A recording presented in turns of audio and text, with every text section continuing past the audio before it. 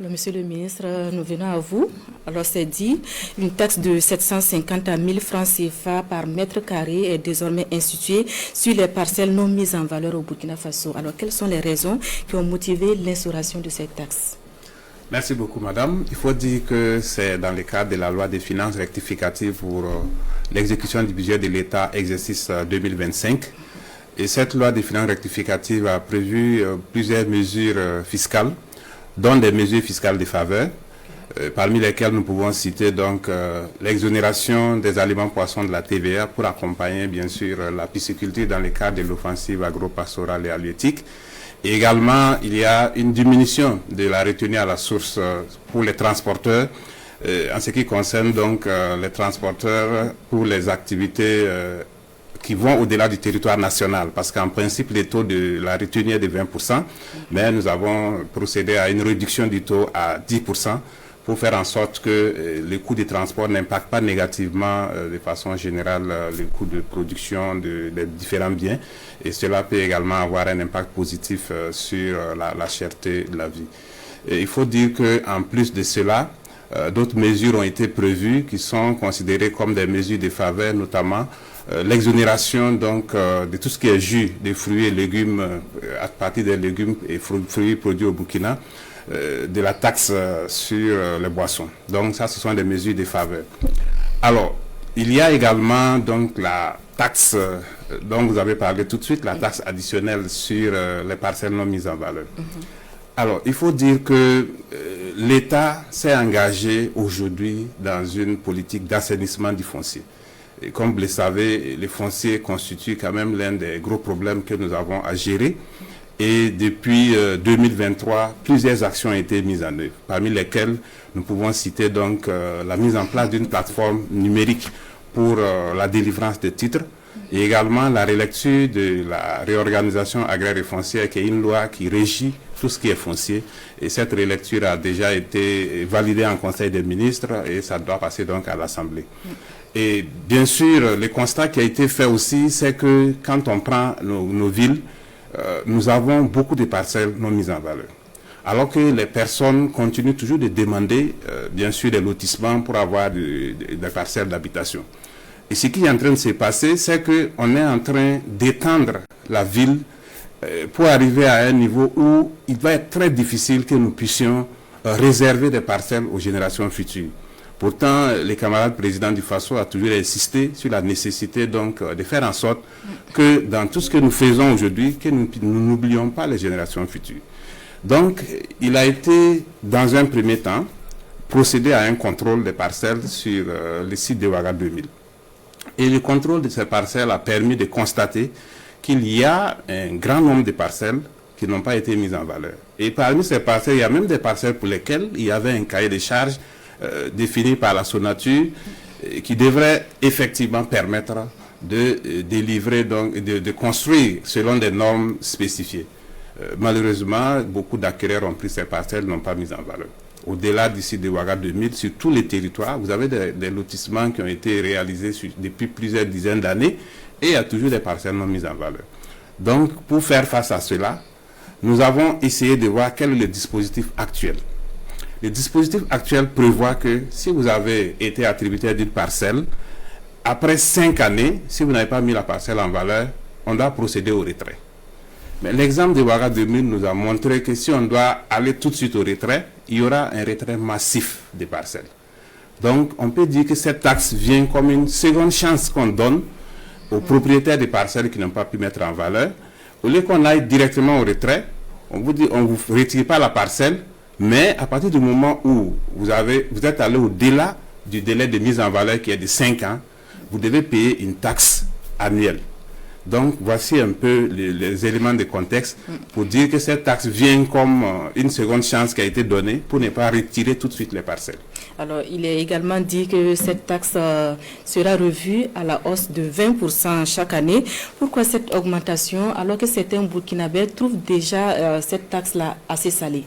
Alors, il faut dire que l'objectif de l'État ici, ce n'est pas de collecter les taxes. L'objectif, c'est de faire en sorte que les gens n'aillent pas spéculer sur les parcelles.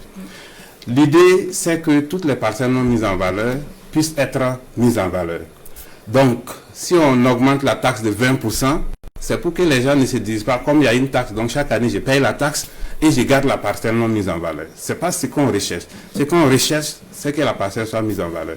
Donc, l'augmentation de 10% et de 20% plutôt, c'est vraiment pour dissuader, de sorte à ce que les gens comprennent que si on prend une parcelle, l'objectif, c'est de mettre en valeur, suivant bien sûr les normes qui ont été définies au moment où la parcelle a été attribuée. Alors cette taxe-là constitue quand même une recette pour le budget de l'État. Que va gagner l'État en appliquant cette taxe-là? Alors, il faut dire que on n'a pas fait une évaluation en recherchant ce que l'État va gagner, parce que si on recherche dans ce sens, c'est comme si on va sur le postulat que toutes les parcelles non mises en valeur actuellement ne seront pas mises en valeur. Nous estimons qu'en instituant cette taxe, les gens vont être incités à mettre en valeur. Et certains qui ont également acquis plusieurs parcelles pour spéculer seront obligés de les vendre. Et naturellement, quand il y a beaucoup de parcelles qui sont mises en vente sur le marché, ça va entraîner la baisse des prix et permettre justement à des personnes qui veulent acheter des parcelles pour mettre en valeur de pouvoir le faire. Donc vraiment l'objectif ici, c'est d'inciter à la mise en valeur et également de faire en sorte qu'il y ait une baisse donc des coûts des parcelles en vente. Certains Burkinabés pensent quand même que cette taxe vient pénaliser les Burkinabés qui n'ont pas les moyens de mettre en valeur leur parcelle. Qu'est-ce que vous en dites?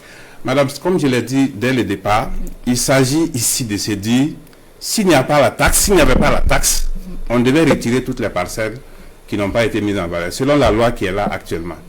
Mais nous avons estimé que aller à un retrait massif peut être préjudiciable.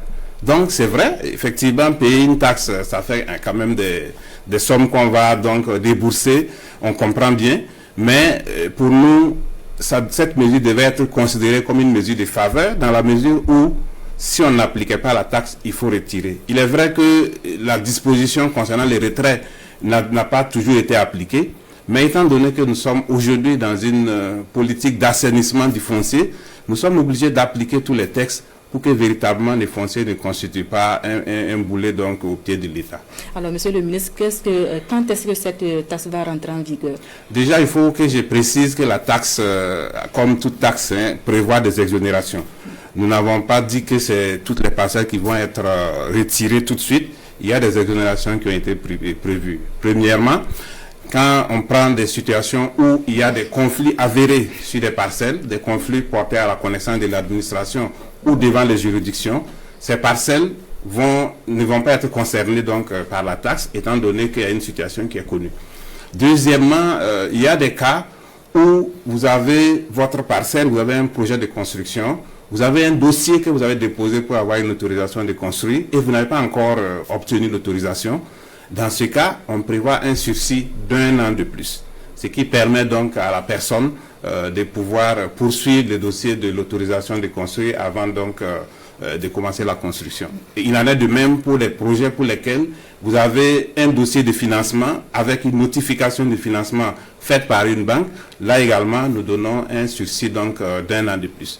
Nous avons également prévu une exonération pour les personnes indigentes qui disposent d'un certificat d'indigence délivré par l'autorité compétente. Et on a aussi des cas où on peut avoir des héritiers qui sont mineurs et qui naturellement ne peuvent pas avoir les ressources pour mettre en valeur. Ces héritiers mineurs sont également exonérés donc de cette taxe dans la mesure où il faut les accompagner jusqu'à la majorité. Alors, Monsieur le ministre, le terme même parcelle non mise en valeur pose problème pour certains. Cela renvoie à quoi concrètement? Il y a bien sûr des textes qui définissent ce qu'on appelle parcelle non mise en valeur, mais je voudrais peut-être préciser qu'il y a deux catégories. Il y a des cas où, au moment de l'aménagement, il y a un cahier de charges qui prévoit les conditions de mise en valeur. C'est par exemple le cas des parcelles de la Sonature. Quand vous achetez dans une zone donnée, il y a un cahier de charges qui est prévu. Donc la mise en valeur dans ces cas doit être faite suivant les cahiers de charges. Mais en dehors de ça, en tout cas de façon générale, là où il n'y a pas de cahier de charges, il y a un texte qui prévoit que la mise en valeur, c'est construire une maison, plus des toilettes, plus une clôture pour rendre la maison habitable. Une fois que la maison est rendue habitable, on considère qu'elle est mise en valeur. Alors, monsieur le ministre, nous sommes tous fonctionnaires. Alors, quand on connaît les conditions, souvent, le fonctionnaire va prendre un prêt de 5 ou plus de prêts pour pouvoir acheter une parcelle. Est-ce que cette taxe-là ne vient même pas pénaliser cette catégorie de fonctionnaires, de travailleurs de la fonction publique? Non, au contraire, cette taxe ne vient pas pour pénaliser. Comme je l'ai dit, l'objectif, c'est d'assainir les fonciers et de se dire qu'on doit faire en sorte que les gens ne spéculent pas sur les parcelles et empêcher d'autres personnes d'en avoir. Vous avez aujourd'hui des gens qui ont des dizaines de parcelles, qui n'ont pas mis en valeur, qui ont acheté ces parcelles juste pour attendre des opportunités, pour revendre à des prix élevés. Alors que vous avez aussi des gens qui sont là, qui recherchent donc des ressources pour acheter des parcelles qui ne peuvent pas. Vous pouvez constater aujourd'hui que dans la sous-région, le Burkina est l'un des pays où les parcelles coûtent excessivement cher. Cela est dû essentiellement à la spéculation. Si on arrive à maîtriser donc la spéculation, effectivement, nous pouvons aboutir à des parcelles à des coûts acceptables. Et je pense que cela va être bénéfique pour l'ensemble de la population. Alors, monsieur le ministre, nous espérons avoir posé toutes les questions que les Burkinabés se posent. Est-ce que vous avez un message à l'endroit de ces téléspectateurs ce soir? Non, le message, c'est pour dire que l'objectif de l'État ici, c'est véritablement de faire en sorte que le foncier ne puisse pas être un objet de spéculation, que également le droit à l'habitat, qui est bien sûr un droit reconnu aussi, puisse être pris en compte. Vous savez que parallèlement à toutes ces initiatives, il y a également une politique de logement social qui est prévue par le ministère en charge de l'habitat. Et aujourd'hui, l'idée, c'est d'aller à une densification pour ne pas occuper trop d'espace, de sorte à ce que les gens puissent avoir accès donc à l'habitation et qu'on puisse aussi réserver une partie de notre espace, non seulement pour l'agriculture, mais également pour les générations futures, pour qu'aujourd'hui on ne s'accapare pas tout et demain on aura des enfants qui ne sauront pas où rentrer. Donc véritablement, nous pensons que toute la population doit se mobiliser pour accompagner cette loi. Naturellement, dans la mise en œuvre, s'il y a des difficultés, l'État verra donc quelles sont les dispositions à prendre pour faire en sorte que la taxe ne soit pas un élément qui viendra donc remettre en cause les droits à l'habitation de la population. Merci, monsieur le ministre, pour toutes ces précisions.